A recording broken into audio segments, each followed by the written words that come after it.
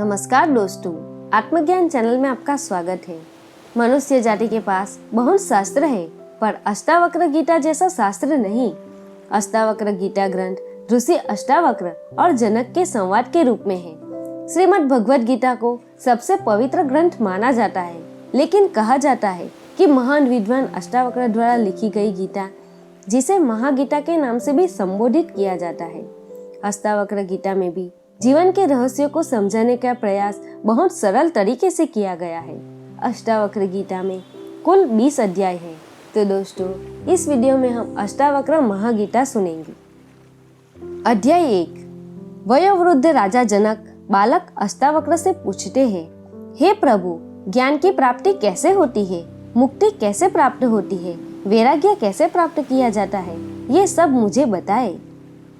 श्री अष्टावक्र उत्तर देते हैं, यदि आप मुक्ति चाहते हैं तो अपने मन से विषयों यानी वस्तुओं के उपभोग की इच्छा को विष की तरह त्याग दीजिए।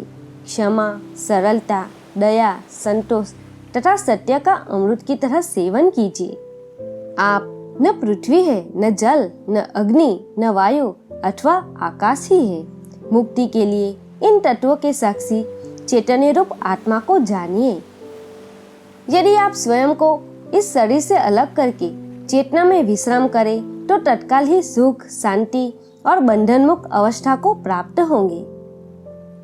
आप ब्राह्मण आदि सभी जातियों अथवा ब्रह्मचर्य आदि सभी आश्रमों से परे हैं तथा आंखों से दिखाई न पड़ने वाले हैं। आप निर्लिप, निराकार और इस विश्व के साक्षी हैं, ऐसा जानकर सुखी हो जाए।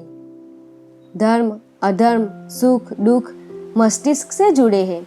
सर्वव्यापक आपसे नहीं, न आप करने वाले हैं और न भोगने वाले हैं। आप सदा मुक्त ही हैं। आप समस्त विश्व के एकमात्र दृष्टा है, सदा मुक्त ही है। आपका बंधन केवल इतना है कि आप दृष्टा किसी और को समझते हैं। अहंकार रूपी महासर्प के से प्रभाववश आप मैं करता हूँ ऐसा मान लेते हैं। मैं करता नहीं हूँ, इस विश्वास रूपी अमृत को पीकर सुखी हो जाइए। मैं एक विशुद्ध ज्ञान हूँ, इस निश्चय रूपी अग्नि से गहन अज्ञान वन को जला दे। इस प्रकार शोक रहित होकर सुखी हो जाइए। जहाँ ये विश्व रस्सी में सर्प की तरह अवास्तविक लगे, उस आनंद परमानंद की अनुभूति करके सुख से रहे। स्वयं को मुक्त मानने वाला मुक्त ही है और बद्ध मानने वाला बंधा हुआ ही है। यह कहावत सत्य ही है कि जैसी बुद्धि होती है वैसी ही गति होती है। आत्मा साक्षी, सर्वव्यापी, पूर्ण, एक, मुक्त, चेतन, अक्रिय, असंग, इच्छा रहित एवं शांत है। ब्रह्मवश ही ये सांसारिक प्रतीत होती है। अपरिवर्तनीय, चेतन व अद्वैत आत्मा का चिंतन करें और मैं के भ्रम रूपी आभास से मुक्त होकर बाह्य विश्व की अपने अंदर ही भावना करें। हे पुत्र, बहुत समय से आप मैं शरीर हूँ इस भाव बंधन से बंधे हैं। स्वयं को अनुभव कर ज्ञान रूपी तलवार से इस बंधन को काटकर सुखी हो जाए। आप असंग, अक्रिय, स्वयं प्रकाशवान तथा सर्वथा दोष मुक्त है। आपका ध्यान द्वारा मस्तिष्क को शांत रखने का प्रयत्न ही बंधन है। यह विश्व तुम्हारे द्वारा व्याप्त किया हुआ है। वास्तव में तुमने इसे व्याप्त किया हुआ है। तुम शुद्ध और ज्ञान स्वरूप हो। छोटेपन की भावना से ग्रस्त मत हो। आप इच्छा रहित, विकार रहित, घन शीतलता के धाम अगाध बुद्धिमान हैं। शांत होकर केवल चैतन्य की इच्छा वाले हो जाइए। आकार को असत्य जानकर निराकार को ही चिरस्थायी मानिए। इस तत्व को समझ लेने के बाद पुनः जन्म लेना संभव नहीं है। जिस प्रकार दर्पण में प्रतिबिंबित रूप उसके अंदर भी है और बाहर भी, उसी प्रकार परमात्मा इस शरीर के भीतर भी निवास करता है और बाहर भी। जिस प्रकार एक ही आकाश पात्र के भीतर और बाहर व्याप्त है, उसी प्रकार शाश्वत और सतत परमात्मा समस्त प्राणियों में विद्यमान है। अध्याय 2। राजा जनक कहते हैं, आश्चर्य, मैं निष्कलंक, शांत, प्रकृति से परे ज्ञान स्वरूप हूँ। इतने समय तक मैं मोह से संतप्त किया गया। जिस प्रकार मैं इस शरीर को प्रकाशित करता हूँ, उसी प्रकार इस विश्व को भी। अतः मैं यह समस्त विश्व हूँ और कुछ भी नहीं। अब शरीर सहित इस विश्व को त्याग कर किसी कौशल द्वारा ही मेरे द्वारा परमात्मा का दर्शन किया जाता है। जिस प्रकार पानी लहर, फैन और बुलबुलों से पृथक नहीं है, उसी प्रकार आत्मा भी स्वयं से निकले इस विश्व से अलग नहीं है। जिस प्रकार विचार करने पर वस्त्र तंतु यानी धागा मात्र ही ज्ञात होता है, उसी प्रकार यह समस्त विश्व आत्मा मात्र ही है। जिस प्रकार गन्ने के रस से बनी शक्कर उसी से ही व्याप्त होती है, उसी प्रकार यह विश्व मुझसे ही बना है और निरंतर मुझसे ही व्याप्त है। आत्मा अज्ञानवशी विश्व के रूप में दिखाई देती है। आत्मज्ञान होने पर यह विश्व दिखाई नहीं देता। रस्सी अज्ञानवश सर्प जैसे दिखाई देती है। रस्सी का ज्ञान होने पर सर्प दिखाई नहीं देता है। प्रकाश मेरा स्वरूप है, इससे अतिरिक्त मैं कुछ और नहीं हूँ। वह प्रकाश जैसे इस विश्व को प्रकाशित करता है, वैसे ही मैं भव को भी। आश्चर्य, यह कल्पित विश्व अज्ञान से मुझ में दिखाई देता है, जैसे सीप में चांदी, रस्सी में सर्प और सूर्य किरणों में पानी। मुझसे उत्पन्न हुआ विश्व मुझ में ही विलीन हो जाता है, जैसे घड़ा मिट्टी में, लहर जल में और कड़ा सोने में विलीन हो जाता है। आश्चर्य है, मुझको नमस्कार है। समस्त विश्व के नष्ट हो जाने पर भी जिसका विनाश नहीं होता, जो तृण से ब्रह्मा तक सबका विनाश होने पर भी विद्यमान रहता है। आश्चर्य है, मुझको नमस्कार है। मैं एक हूँ, शरीर वाला होते हुए भी, जो न कहीं जाता है और न कहीं आता है और समस्त विश्व को व्याप्त करके स्थित है। आश्चर्य है, मुझको नमस्कार है, जो कुशल है और जिसके समान कोई और नहीं है, जिसने इस शरीर को बिना स्पर्श करते हुए इस विश्व को अनादिकाल से धारण किया हुआ है। आश्चर्य है, मुझको नमस्कार है, जिसका यहाँ कुछ भी नहीं है, अथवा जो भी वाणी और मन से समझ में आता है वह सब जिसका है। ज्ञान, ज्ञेय और ज्ञाता यह तीनों वास्तव में नहीं है। यह जो अज्ञानवश दिखाई देता है वह निष्कलंक मैं ही हूँ। द्वैत यानी भेद सभी दुखों का मूल कारण है। इससे अतिरिक्त कोई और औषधि नहीं है कि यह सब जो दिखाई दे रहा है वह सब असत्य है। मैं एक चैतन्य और निर्मल हूँ। मैं केवल ज्ञान स्वरूप हूँ। अज्ञान से ही मेरे द्वारा अन्य गुणों कल्पित किए गए हैं। ऐसा विचार करके मैं सनातन और कारण रहित रूप से स्थित हूँ। न मुझ में कोई बंधन है और न कहीं मुक्ति का भ्रम। मैं शांत और आश्चर्य रहित हूँ। मुझ में स्थित यह विश्व भी वस्तुतः मुझ में स्थित नहीं है। यह निश्चित है कि इस शरीर सहित यह विश्व अस्तित्वहीन है। केवल शुद्ध चैतन्य आत्मा का ही अस्तित्व है। अब मैं क्या कल्पना की जाए। शरीर, स्वर्ग, नरक, बंधन, मोक्ष और भय, ये सब कल्पना मात्र ही है। इनसे मुझ चैतन्य स्वरूप का क्या प्रयोजन है। आश्चर्य कि मैं लोगों के समूह में भी दूसरों को नहीं देखता हूँ। वह भी निर्जन ही प्रतीत होता है। अब मैं किससे मोह करूँ। न मैं शरीर हूँ, न यह शरीर ही मेरा है। न मैं जीव हूँ, मैं चैतन्य हूँ। मेरे अंदर जीने की इच्छा ही मेरा बंधन है। आश्चर्य, मुझ अनंत महासागर में चित्तवायु उठने पर ब्रह्मांड रूपी विचित्र तरंगे उपस्थित हो जाती है। मुझ अनंत महासागर में चित्तवायु के शांत होने पर जीव रूपी वणिक का संसार रूपी जहाज जैसे दुर्भाग्य से नष्ट हो जाता है। आश्चर्य, मुझ अनंत महासागर में जीव रूपी लहरें उत्पन्न होती है, मिलती है, खेलती है और स्वभाव से मुझसे प्रवेश कर जाती है।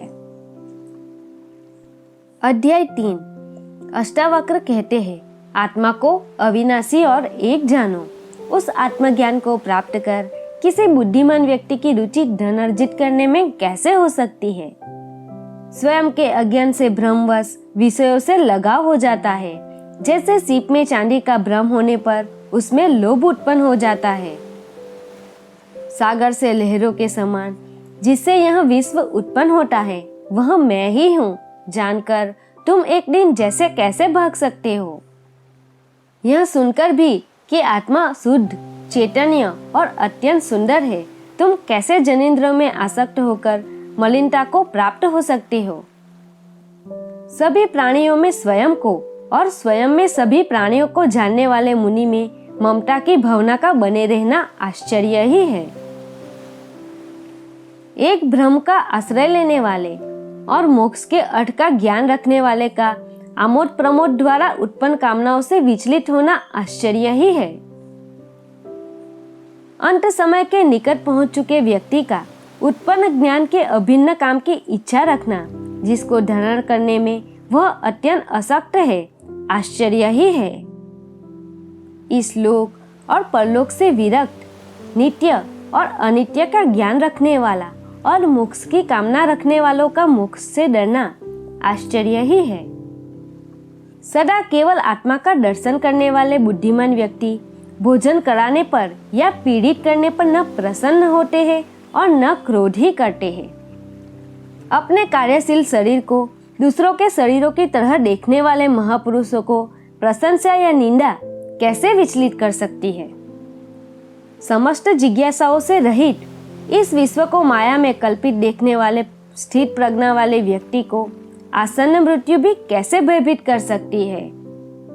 निराशा में भी समस्त इच्छाओं से रहित स्वयं के ज्ञान से प्रसन्न महात्मा की तुलना किससे की जा सकती है।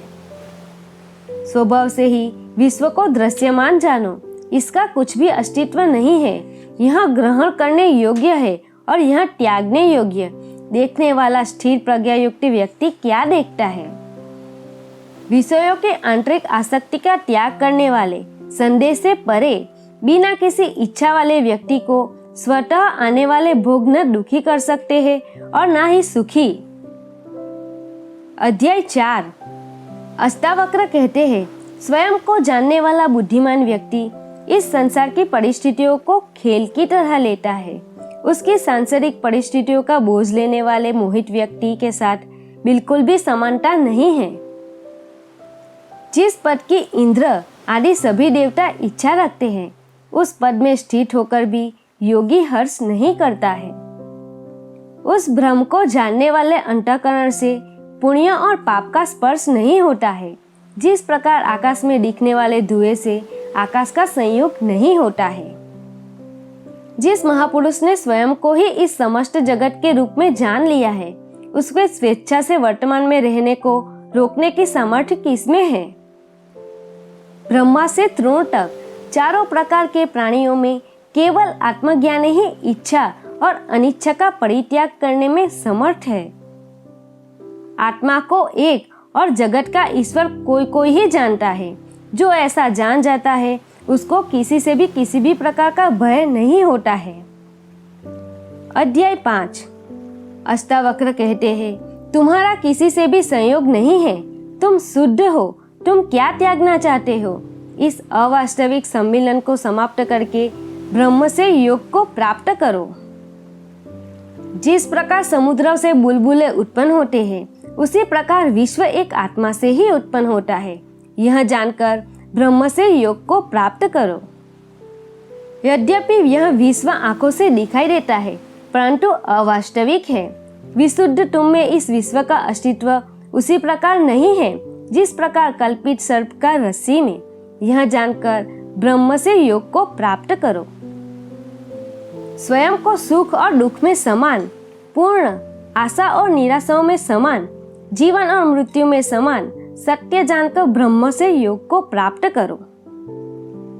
अध्याय 6। अष्टावक्र कहते हैं, आकाश में के समान मैं अनंत हूँ और यह जगत घड़े के समान महत्वहीन है। यह ज्ञान है, उसका न त्याग करना है और न ग्रहण, बस उसके साथ एकरूप होना है। मैं महासागर के समान हूँ और यह दृश्यमान संसार लहरों के समान। यह ज्ञान है, उसका न त्याग करना है और न ग्रहण, बस उसके साथ एकरूप होना है। यह विश्व मुझ में वैसे ही कल्पित है जैसे कि सीप में चांदी। यह ज्ञान है, उसका न त्याग करना है और न ग्रहण, बस इसके साथ एकरूप होना है। मैं समस्त प्राणियों में मैं हूँ, जैसे सभी प्राणियों मुझ में हैं। यह ज्ञान है, उसका न त्याग करना है और न ग्रहण, बस उसके साथ एकरूप होना है। अध्याय 7। राजा जनक कहते हैं, मुझ अनंत महासागर में विश्वरूपी जहाज अपने अंतवायु से इधर उधर घूमता है, पर इससे मुझ में विक्षोभ नहीं होता है। मुझ अनंत महासागर में विश्वरूपी लहरें माया से स्वयं ही उदित और अष्ट होती है। इसमें मुझ में बुद्धि या क्षति नहीं होती है। मुझ अनंत महासागर में विश्व एक अवास्तविकता यानी स्वप्न है। मैं अति शांत और निराकार रूप से स्थित हूँ। उस अनंत और निरंजन अवस्था में न मैं का भाव है और न कोई अन्य भाव ही।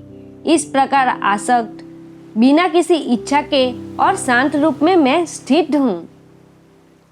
आश्चर्य, मैं शुद्ध चैतन्य हूँ और यह जगत असत्य जादू के समान है। इस प्रकार मुझ में कहाँ और कैसे अच्छे और बुरे की कल्पना।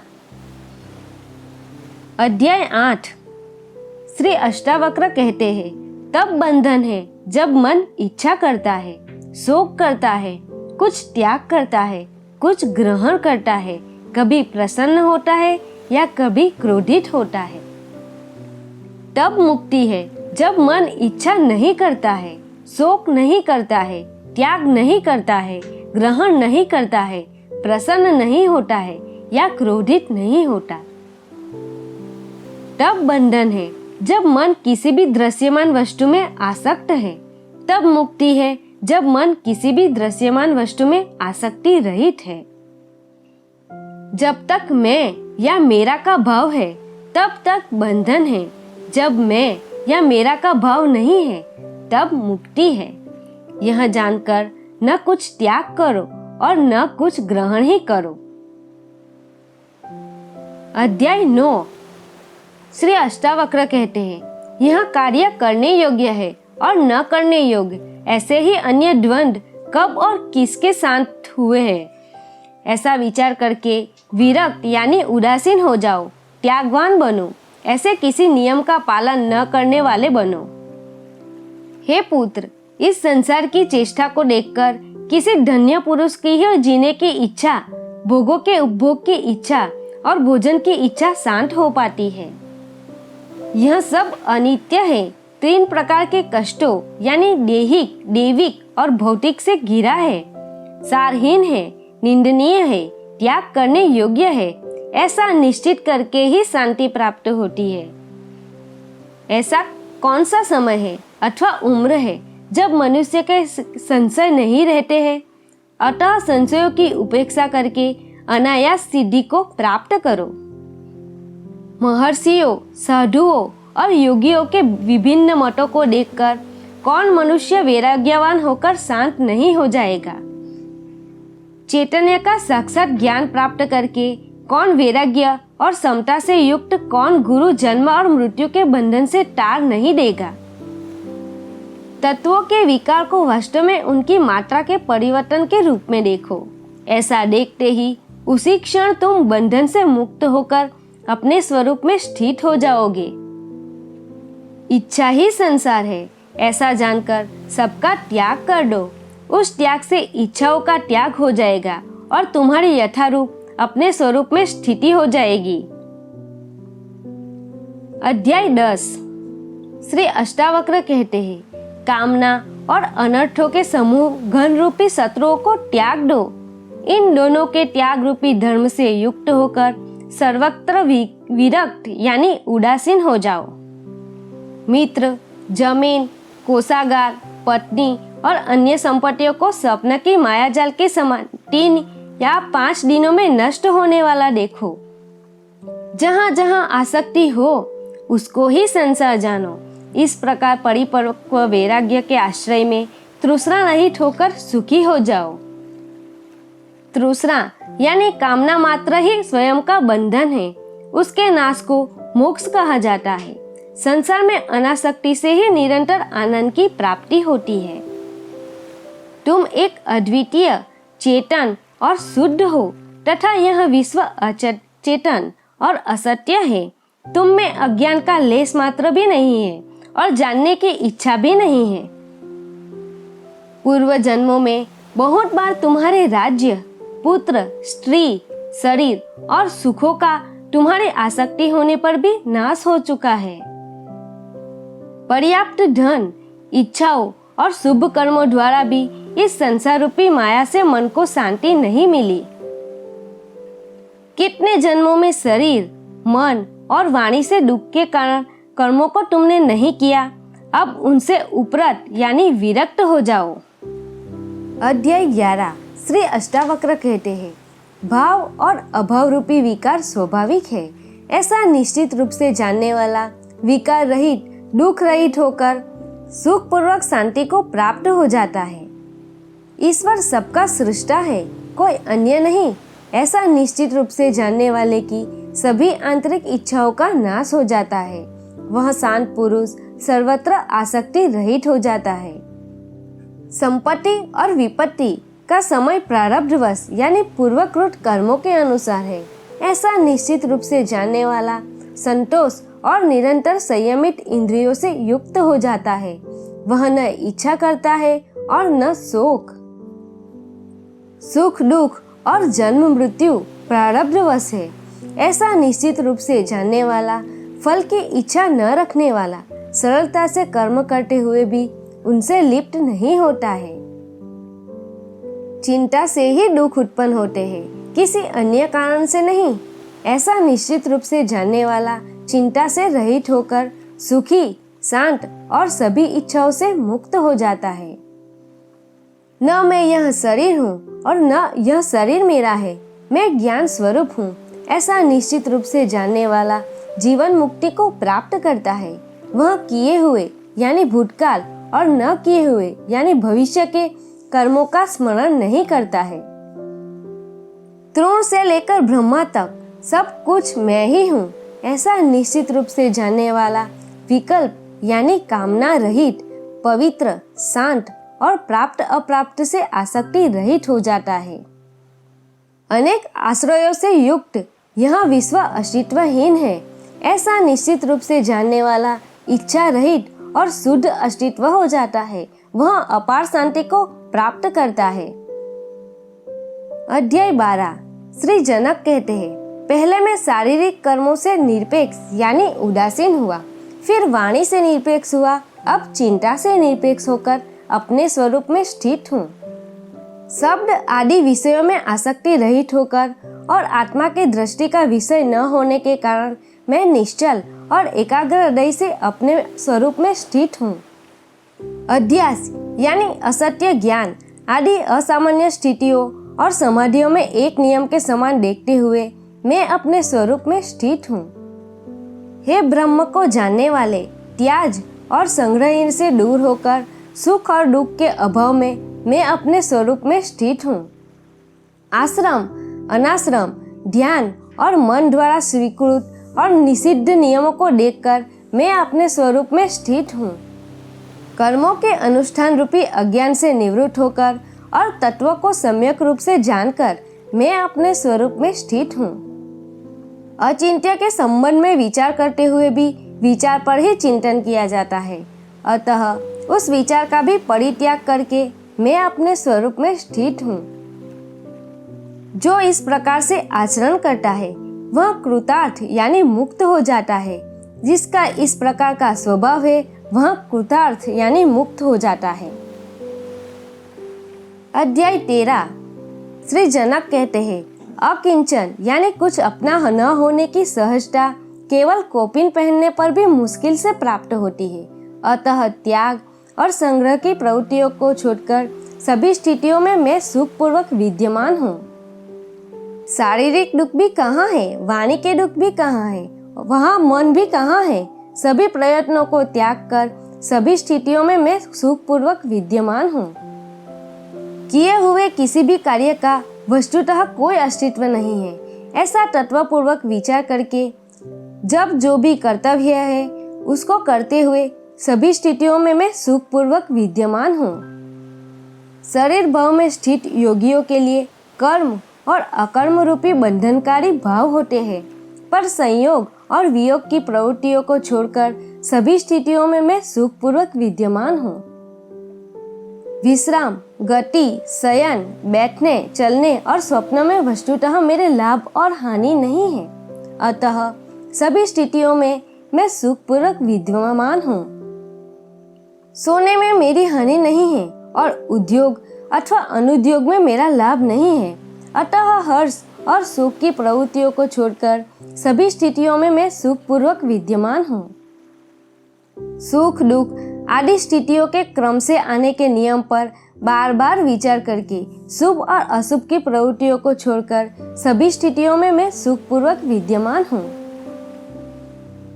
अध्याय 14। श्री जनक कहते हैं, जो स्वभाव से ही विचार शून्य है और शायद ही कभी कोई इच्छा करता है, वह पूर्व स्मृतियों से उसी प्रकार मुक्त हो जाता है जैसे कि नींद से जागा हुआ व्यक्ति अपने सपनों से। जब मैं कोई इच्छा नहीं करता तब मुझे धन, मित्रों, विषयों, शास्त्रों और विज्ञान से क्या प्रयोजन है। साक्षी पुरुष रूपी परमात्मा या ईश्वर को जानकर मैं बंधन और मोक्ष से निरपेक्ष हो गया हूँ और मुझे मोक्ष की चिंता भी नहीं है। आंतरिक इच्छाओं से रहित, बाह्य रूप में चिंता रहित आचरण वाले प्रायः मत पुरुष जैसे ही दिखने वाले प्रकाशित पुरुष अपने जैसे प्रकाशित पुरुषों द्वारा ही पहचाने जा सकते हैं। अध्याय 15। श्री अष्टावक्र कहते हैं, सात्विक बुद्धि से युक्त मनुष्य साधारण प्रकार के उपदेश से भी कृतकृत्य यानी मुक्त हो जाता है, परंतु ऐसा न करने होने पर, आजीवन जिज्ञासु होने पर भी परब्रह्म का यथार्थ ज्ञान नहीं होता है। विषयों से उदासीन होना मोक्ष है और विषयों में रस लेना बंधन है। ऐसा जानकर तुम्हारी जैसी इच्छा हो वैसा ही करो। वाणी, बुद्धि और कर्मों से महान कार्य करने वाले मनुष्य को तत्वज्ञान शांत, स्तब्ध और कर्म न करने वाला बना देता है। अतः सुख की इच्छा रखने वाले इसका त्याग कर देते हैं। न तुम शरीर हो और न यह शरीर तुम्हारा है, न ही तुम भोगने वाले हो अथवा करने वाले हो।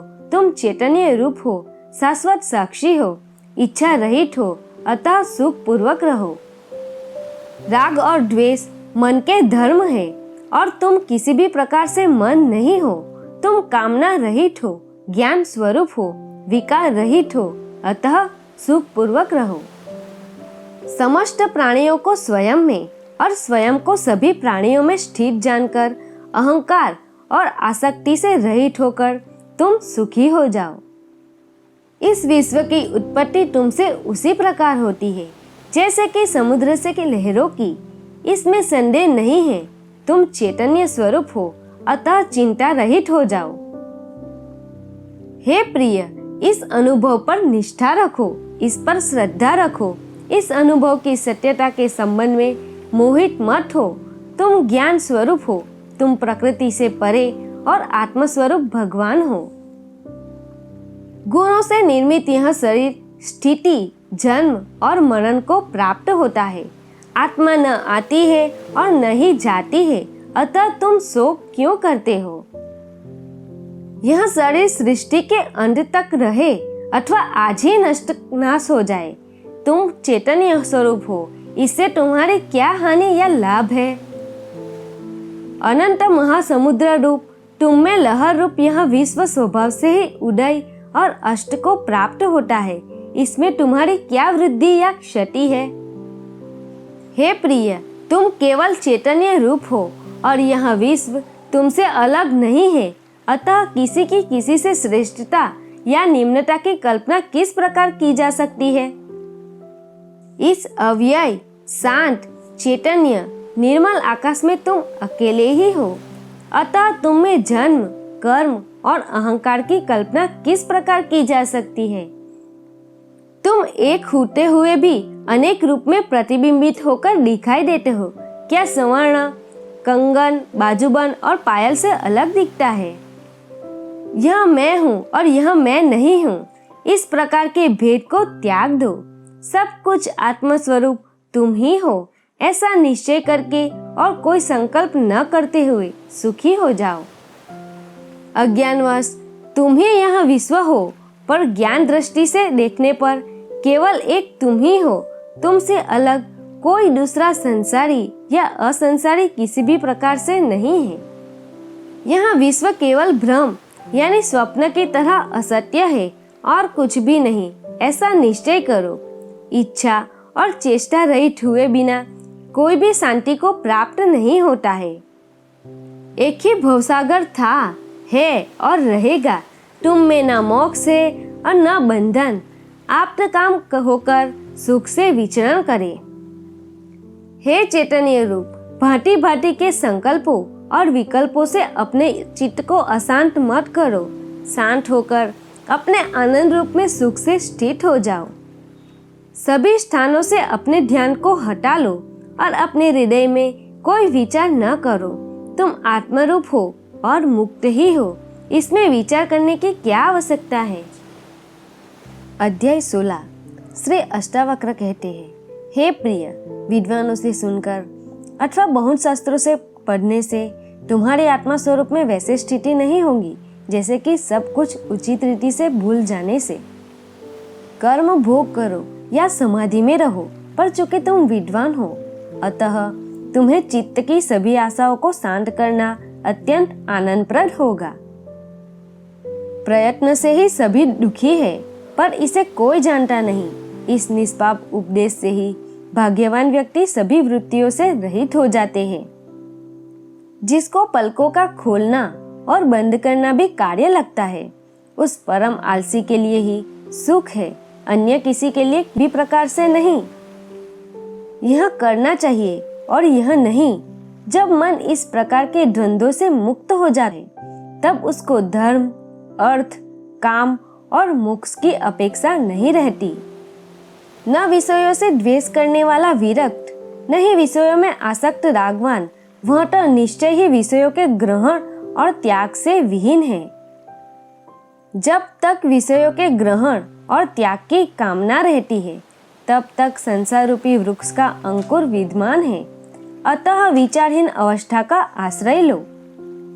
प्रवृत्ति से आसक्ति और निवृत्ति से द्वेष उत्पन्न होता है। अतः बुद्धिमान बालक के समान विद्वान होकर स्थित रहे। विषय में आसक्त पुरुष दुख से बचने के लिए संसार का त्याग करना चाहता है, पर वह विरक्त ही सुखी है जो उन दुखों में भी खेद नहीं करता है। जो मोक्ष भी चाहता है और इस शरीर में आसक्ति भी रखता है, वह न ज्ञानी है और न योगी, बल्कि केवल दुख को प्राप्त करने वाला है। यदि तुम्हारे उपदेशक साक्षात शिव, विष्णु या ब्रह्मा भी हो, तो भी सब कुछ विस्मरण किए बिना तुम आत्मा स्वरूप को प्राप्त नहीं होंगे। अध्याय 17। अष्टावक्र कहते हैं, उन्होंने ज्ञान और योग दोनों का फल प्राप्त कर लिया है। जो सदा संतुष्ट, शुद्ध इंद्रिय वाले और एकांत में रमने वाले हैं। तत्व यानी ब्रह्म को जानने वाला कभी भी किसी बात से इस संसार में दुखी नहीं होता है, क्योंकि उस एक ब्रह्म से ही यह संपूर्ण विश्व पूर्णतः व्याप्त है। अपनी आत्मा में रमण करने वाला किसी विषय को प्राप्त करके हर्षित नहीं होता। जैसे कि सलाई के पत्तों से प्रेम करने वाला हाथी नीम के पत्तों को पाकर हर्ष नहीं करता। जिसके प्राप्त हो चुके भोगों में आसक्ति नहीं है और न प्राप्त हुए भोगों की इच्छा नहीं है, ऐसा व्यक्ति इस संसार में दुर्लभ है। इस संसार में सांसारिक भोगों की इच्छा वाले भी देखे जाते हैं और मोक्ष की इच्छा वाले भी, पर इन दोनों इच्छाओं से रहित महापुरुष का मिलना दुर्लभ है। धर्म, अर्थ, काम, मोक्ष, जीवन और मृत्यु में उपयोगिता और अनुपयोगिता की समता किसी महात्मा में ही होती है। न विश्व के लीन होने की इच्छा और न ही इसकी स्थिति में द्वेष। जैसे जीवन है, वे महात्मा उसी में आनंदित और कुटकृत्य रहते हैं। इस ज्ञान से कृतार्थ होकर बुद्धि को अंतर्हित यानी विलीन करके देखते हुए, सुनते हुए, स्पर्श करते हुए, सूंघते हुए और खाते हुए सुख पूर्वक रहते हैं। दृष्टि को शून्य और अस्थिर इंद्रियों की चेष्टा को नष्ट करके इस अशक्त संसार रूपी सागर से न तो आसक्ति रखते हैं और न ही विरक्ति। न जागता ही है और न सोता ही है, न ही आंखें खोलता है या बंद करता है। उस परम अवस्था में कोई मुक्त चेतना वाला विरला ही रहता है। सदा स्वयं में स्थित, सर्वत्र स्वच्छ प्रयोजन वाला, समस्त वासनाओं से मुक्त मुक्त पुरुष सर्वत्र सुशोभित होता है। देखते हुए, सुनते हुए, स्पर्श करते हुए, सूंघते हुए, खाते हुए, लेटे हुए, बोलते हुए, चलते हुए, इच्छा करते हुए और इच्छा न करते हुए ऐसा महात्मा मुक्त ही है। न निंदा करता है और न प्रशंसा करता है, न लेता है न देता है, इन सब में अनासक्त वह सब प्रकार से मुक्त है। अनुराग युक्त स्त्रियों को देखकर अथवा मृत्यु को उपस्थित देखकर विचलित न होने वाला, स्वयं में स्थित वह महात्मा मुक्त ही है। धीर पुरुष सुख में, दुख में, पुरुष में, नारी में, संपत्ति में और विपत्ति में अंतर न देखता हुआ सर्वत्र समदर्शी होता है।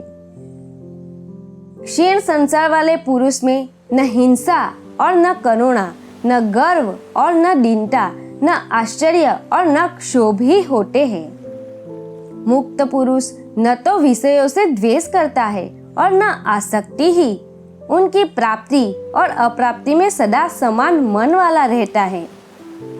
संदेह और समाधान एवं हित और अहित की कल्पना से परे शून्य चित्त वाला पुरुष केवल में ही स्थित रहता है। ममता रहित, अहंकार रहित और दृश्य जगत के अस्तित्व रहित होने के निश्चय वाला, सभी इच्छाओं से रहित करता हुआ भी कुछ नहीं करता। कोई भी मन की मोह, स्वप्न और जड़ता से रहित प्रकाशित अवस्था को प्राप्त कर मन की इच्छाओं से रहित हो जाए। अध्याय 18। अष्टावक्र कहते हैं, जिस बोध का उदय होने पर जागने पर स्वप्न के समान भ्रम की निवृत्ति हो जाती है, उस एक सुख स्वरूप शांत प्रकाश को नमस्कार है। जगत के सभी पदार्थों को प्राप्त करके कोई बहुत से भोग प्राप्त कर सकता है, पर उस सब का आंतरिक त्याग किए बिना सुखी नहीं हो सकता। जिसका मन यह कर्तव्य है और यह अकर्तव्य आदि दुखों की तीव्र ज्वाला से झुलस रहा है, उसे भला कर्म त्याग रूपी शांति की अमृत धारा का सेवन किए बिना सुख की प्राप्ति कैसे हो सकती है। यह संसार केवल एक भावना मात्र है, परमार्थतः कुछ भी नहीं है। भाव और अभाव के रूप में स्वभावतः स्थिर पदार्थों का कभी अभाव नहीं हो सकता। आत्मा न तो दूर है और न पास, वह तो प्राप्त ही है। तुम स्वयं ही हो, उसमें न विकल्प है, न प्रयत्न, न विकार और न मल ही। अज्ञान मात्र की निवृत्ति और स्वरूप का ज्ञान होते ही दृष्टि का आवरण भंग हो जाता है और तत्व को जानने वाला शोक से रहित होकर शोभायमान हो जाता है। सब कुछ कल्पना मात्र है और आत्मा नित्य मुक्त है। धीर पुरुष इस तथ्य को जानकर फिर बालक के समान क्या अभ्यास करे। आत्मा ही ब्रह्म है और भाव अभाव कल्पित है, ऐसा निश्चय हो जाने पर निष्काम ज्ञानी फिर क्या जाने, क्या करे और क्या कहे। सब आत्मा ही है, ऐसा निश्चय करके जो चुप हो गया है, उस पुरुष के लिए यह मैं हूँ, यह मैं नहीं हूँ आदि कल्पनाएं भी शांत हो जाती है। अपने स्वरूप में स्थित होकर शांत हुए तत्वज्ञानी के लिए न विक्षेप है और न एकाग्रता, न ज्ञान है और न अज्ञान, न सुख है और न दुख। जो योगी स्वभाव से ही विकल्प रहित है, उसके लिए अपने राज्य में या भिक्षा में, लाभ हानि में, भीड़ में या सुने जंगल में कोई अंतर नहीं है। यह कर लिया और यह कार्य शेष है, इन द्वंद्वों से जो मुक्त है, उसके लिए धर्म कहाँ, कर्म कहाँ, अर्थ कहाँ और विवेक कहाँ। जीवन मुक्त योगी का न तो कुछ कर्तव्य है और न ही उसके हृदय में कोई अनुराग है। जैसे भी जीवन बीत जाए वैसे ही उसकी स्थिति है। जो महात्मा सभी संकल्पों की सीमा पर विश्राम कर रहा है, उसके लिए मोह कहाँ, संसार कहाँ, ध्यान कहाँ और मुक्ति भी कहाँ।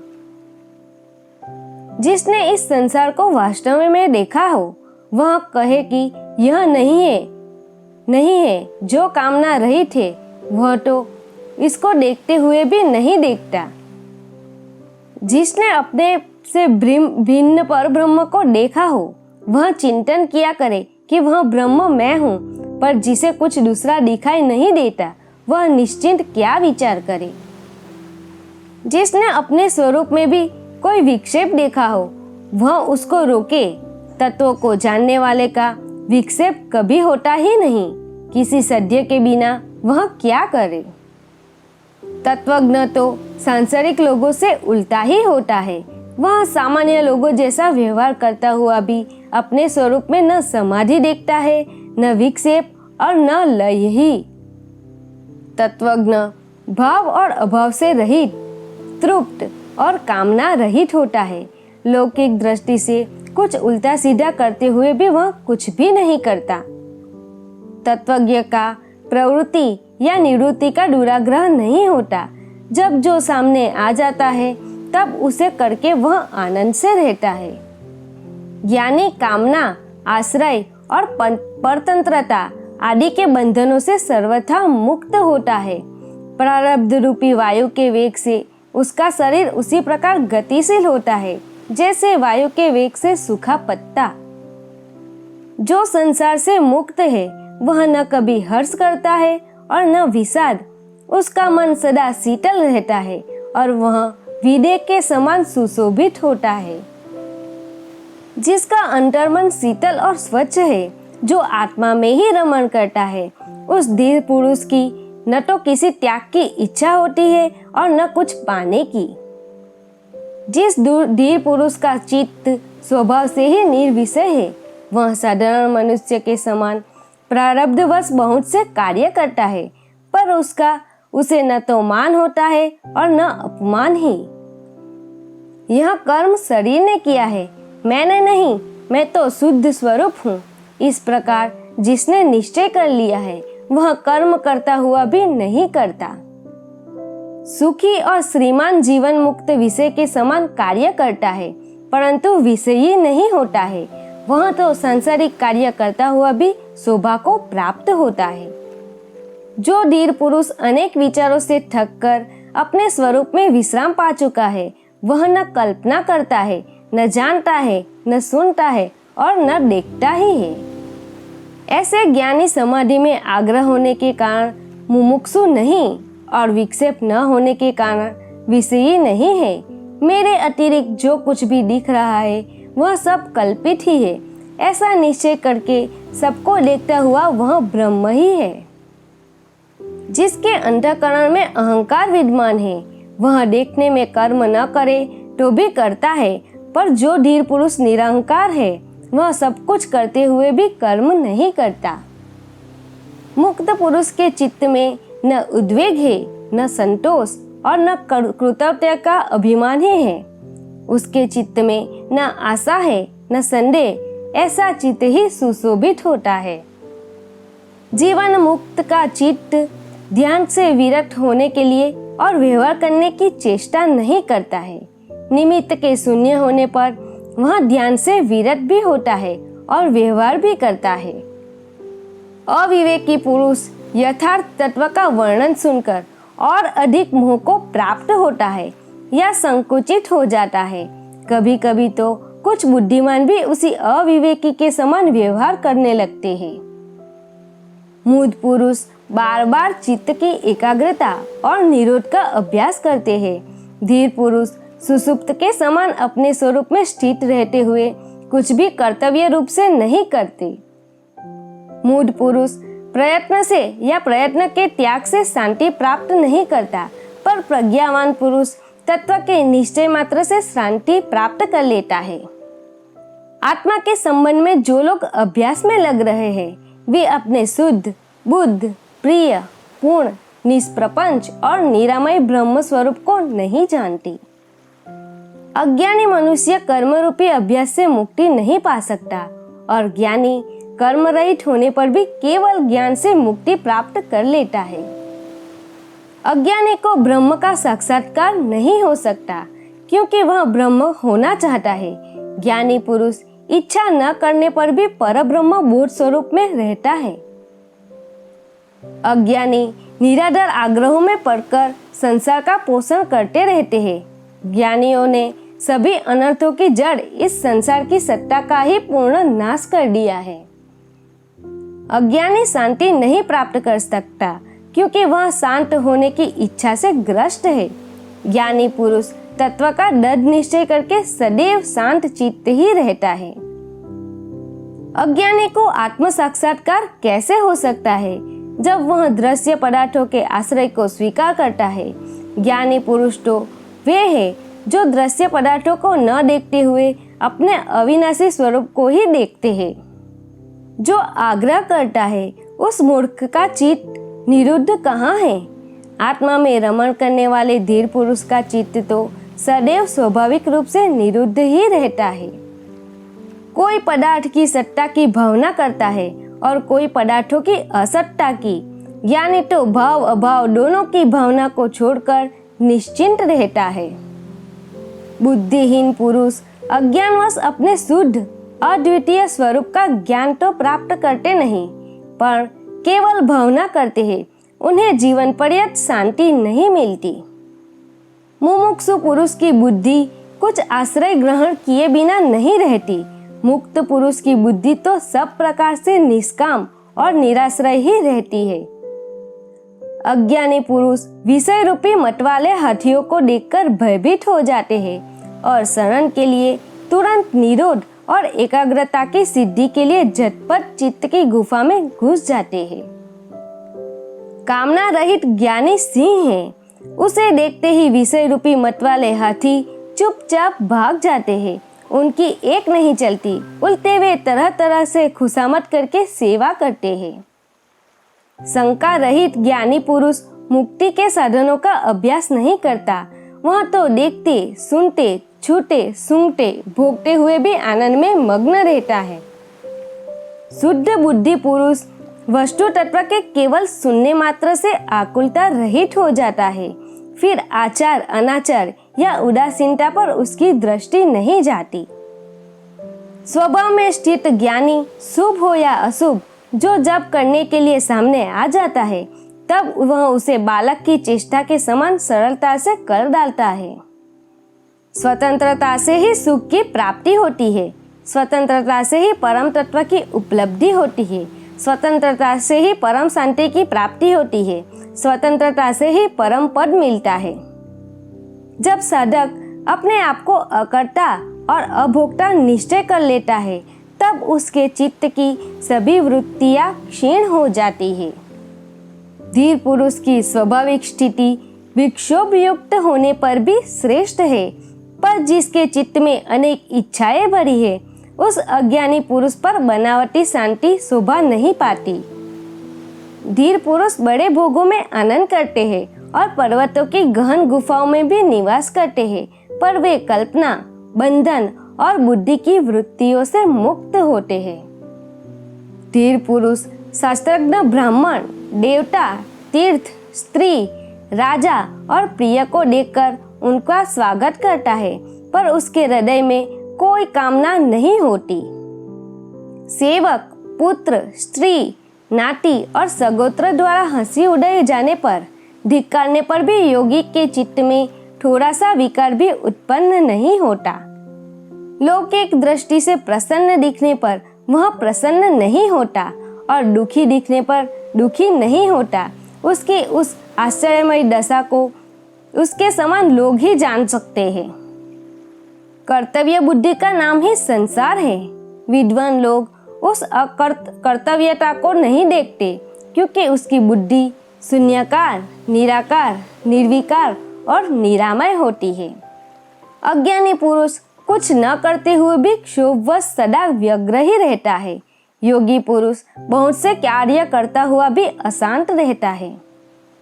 शांत बुद्धि वाला पुरुष सुख से बैठता है, सुख से सोता है, सुख से आता जाता है, सुख से बोलता है और सुख से ही खाता है।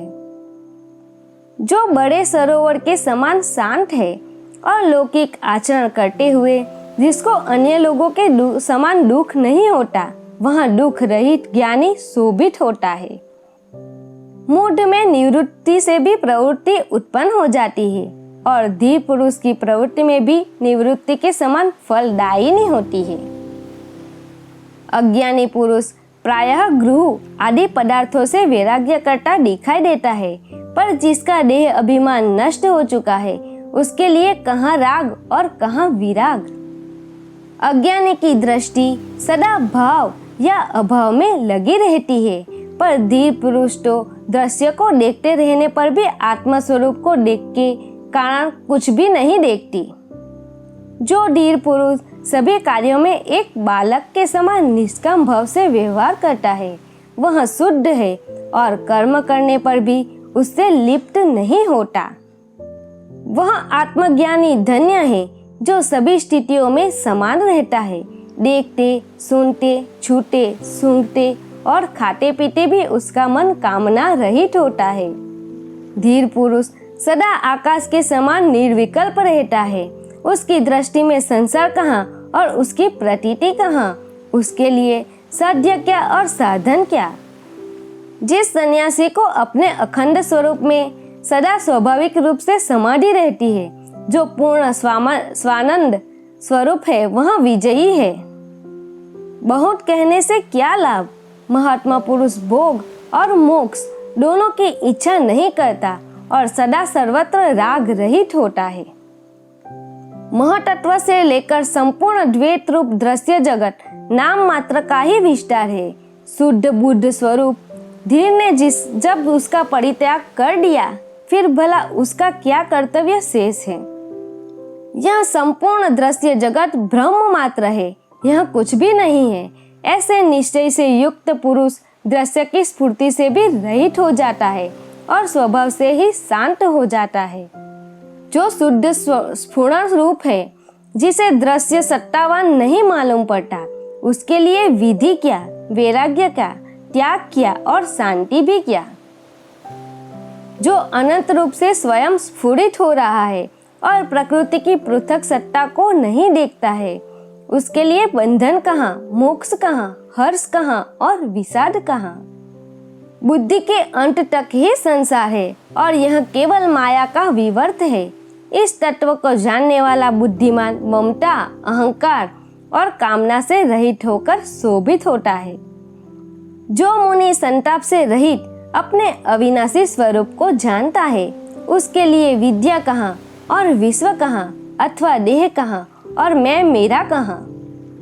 जड़ बुद्धि वाला यदि निरोध आदि कर्मों को छोड़ देता है तो अगले क्षण बड़े बड़े मनोरथ बनाने और प्रलाप करने लगता है। अज्ञानी तत्व का श्रवण करके अपनी मूढ़ता का त्याग नहीं करता। वह बाह्य रूप से तो निसंकल्प हो जाता है, पर उसके अंतर्मन में विषयों की इच्छा बनी रहती है। ज्ञान से जिसका कर्म बंधन नष्ट हो गया है, वह लौकिक रूप से कर्म करता रहे तो भी उसके कुछ करने या कहने का अवसर नहीं रहता। जो धीर सदा निर्विकार और भय रहित है, उसके लिए अंधकार कहाँ, प्रकाश कहाँ और त्याग कहाँ, उसके लिए किसी का अस्तित्व नहीं रहता। योगी को धैर्य कहाँ, विवेक कहाँ और निर्भरता भी कहाँ। उसका स्वभाव अनिर्वचनीय है और वह वस्तुतः स्वभाव रहित है। योगी के लिए न स्वर्ग है, न नरक और न जीवन मुक्ति ही। इस संबंध में अधिक कहने से क्या लाभ है। योग की दृष्टि से कुछ भी नहीं है। धीर का चित्त ऐसे शीतल रहता है जैसे वह अमृत से परिपूर्ण हो। वह न लाभ की आशा करता है और न हानि का शोक। धीर पुरुष न संत की स्तुति करता है और न दुष्ट की निंदा। वह सुख दुख में समान स्वयं में तृप्त रहता है। वह अपने लिए कोई भी कर्तव्य नहीं देखता। धीर पुरुष न संसार से द्वेष करता है और न आत्मदर्शन की इच्छा। वह हर्ष और शोक से रहित है। लौकिक दृष्टि से वह न तो मृत है और न जीवित। जो धीर पुरुष पुत्र, स्त्री आदि के प्रति आसक्ति से रहित होता है, विषय की उपलब्धि में उसकी प्रवृत्ति नहीं होती, अपने शरीर के लिए भी निश्चिंत रहता है, सभी आशाओं से रहित होता है, वह सुशोभित होता है। जहाँ सूर्यास्त हुआ वहाँ सो लिया, जहाँ इच्छा हुई वहाँ रह लिया, जो सामने आया उसी से अनुसार व्यवहार कर लिया। इस प्रकार धीर सर्वत्र संतुष्ट रहता है। जो अपने आत्म स्वरूप में विश्राम करते हुए सभी प्रपंचों का नाश कर चुका है, उस महात्मा को शरीर रहे अथवा नष्ट हो जाए ऐसी चिंता भी नहीं होती। ज्ञानी पुरुष संग्रह रहित, स्वच्छंद, निर्द्वंद और संशय रहित होता है। वह किसी भाव में आसक्त नहीं होता, वह तो केवल आनंद से विहार करता है। धीर पुरुष की हृदय ग्रंथि खुल जाती है, रज और तम नष्ट हो जाते हैं। वह मिट्टी के ढेले, पत्थर और सोने को समान दृष्टि से देखता है। ममता रहित वह सुशोभित होता है। जो इस दृश्य प्रपंच पर ध्यान नहीं देता आत्मतृप्त है, जिसके हृदय में जरा सी भी कामना नहीं होती है, ऐसे मुक्तात्मा की तुलना किसके साथ की जा सकती है। कामना रहित धीर के लिए अतिरिक्त ऐसा और कौन है जो जानते हुए भी न जाने, देखते हुए भी न देखे और बोलते हुए भी न बोले। राजा हो या रंक, जो कामना रहित है वही सुशोभित होता है। जिसकी दृश्य वस्तु में शुभ और अशुभ बुद्धि समाप्त हो गई है, वह निष्काम है। योगी निष्कपट, सरल और चारित्रवान होता है। उसके लिए स्वच्छंदता क्या, संकोच क्या और तत्व विचार भी क्या। जो अपने स्वरूप में विश्राम करके तृप्त है, आशा रहित है, दुख रहित है, वह अपने अंतःकरण में जिस आनंद का अनुभव करता है, वह कैसे किसी को बताया जा सकता है। धीर पुरुष पद पद पर तृप्त रहता है। वह सोकर भी नहीं सोता, वह स्वप्न देखकर भी नहीं देखता और जागृत रहने पर भी नहीं जगता। धीर पुरुष चिंतावान होने पर भी चिंता रहित होता है, इंद्रिय युक्त होने पर भी इंद्रिय रहित होता है, बुद्धि युक्त होने पर भी बुद्धि रहित होता है और अहंकार सहित होने पर भी अहंकार रहित होता है। धीर पुरुष न सुखी होता है और न दुखी, न विरक्त होता है और न अनुरक्त। वह न मुमुक्षु है और न मुक्त। वह कुछ भी नहीं है, कुछ नहीं है। धीर पुरुष विक्षेप में भी विक्षिप्त नहीं होता, समाधि में समाधिष्ट नहीं होता। उसकी लौकिक जड़ता में वह जड़ नहीं है और पांडित्य में पंडित नहीं है। धीर पुरुष सभी स्थितियों में अपने स्वरूप में स्थित रहता है। कर्तव्य रहित होने से शांत होता है, सदा समान रहता है। तृष्णा रहित होने के कारण वह क्या किया और क्या नहीं, इन बातों का स्मरण नहीं करता। वंदना करने से वह प्रसन्न नहीं होता, निंदा करने से क्रोधित नहीं होता, मृत्यु से उद्वेग नहीं करता और जीवन का अभिनंदन नहीं करता। शांत बुद्धि वाला धीर न तो जन समूह की ओर दौड़ता है और न वन की ओर। वह जहाँ जिस स्थिति में होता है वहाँ ही समचित्त से आसीन रहता है। अध्याय 19। राजा जनक कहते हैं, तत्व विज्ञान की चिंटी द्वारा विभिन्न प्रकार के सुझाव रूपी कांतों को मेरे द्वारा हृदय के आंतरिक भागों से निकाला गया। अपने महिमा में स्थित मेरे लिए क्या धर्म है और क्या काम है, क्या अर्थ है और क्या विवेक है, क्या द्वैत है और क्या अद्वैत है। अपनी महिमा में स्थित मेरे लिए क्या अतीत है और क्या भविष्य है और क्या वर्तमान ही है, क्या देश है और क्या काल है। अपनी महिमा में स्थित मेरे लिए क्या आत्मा है और क्या अनात्मा है, तथा क्या शुभ है और क्या अशुभ है, क्या विचार युक्त होना है और क्या निर्विचार होना है। अपनी महिमा में स्थित मेरे लिए क्या स्वप्न है और क्या सुसुप्ति है, तथा क्या जागरण है और क्या तुरी अवस्था है अथवा क्या भय ही है। अपनी महिमा में स्थित मेरे लिए क्या दूर है और क्या पास है, तथा क्या बाह्य है और क्या आंतरिक है, क्या स्थूल है और क्या सूक्ष्म है। अपनी महिमा में स्थित मेरे लिए क्या मृत्यु है और क्या जीवन है, तथा क्या लौकिक है और क्या परलौकिक है, क्या लय है और क्या समाधि है।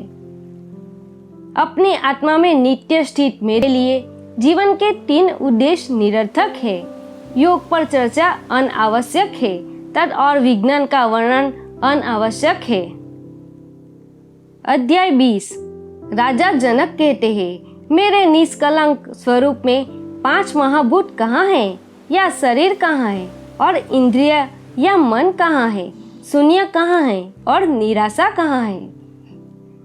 सदा सभी प्रकार के द्वंद्वों से रहित मेरे लिए क्या शास्त्र है और क्या आत्मज्ञान, अथवा क्या विषय रहित मन ही है, क्या प्रसन्नता है और क्या संतोष है, क्या विद्या है या क्या अविद्या, क्या मैं है या वह है, और क्या मेरा है, क्या बंधन है और क्या मोक्ष है, या स्वरूप का क्या लक्षण है,